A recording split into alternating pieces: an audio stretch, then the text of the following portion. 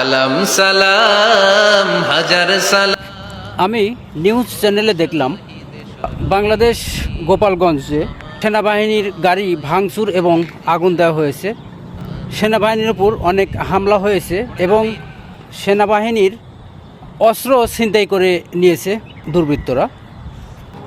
তবে সেনাবাহিনী ভাইদেরকে বলবো, আপনারা নীরব ভূমিকা পালন করবেন না, আপনারা আপনাদের দায়িত্ব পালন করবেন অবশ্যই। আর যারা আপনাদের উপর হামলা করে, গাড়ি ভাঙচুর করে, তাদেরকে অ্যারেস্ট করবেন এবং তাদেরকে আইনের আওতা আনবেন। আমরা সেনাবাহিনীদেরকে অনেক ভালোবাসি।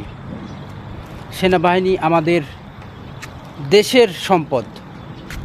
যারা সেনাবাহিনীদের উপর হামলা করে তাদের তীব্র নিন্দা জানাই এবং তাদের বিচার চাই। সালাম সালাম হাজার সালাম সকল শহীদ স্মরণে।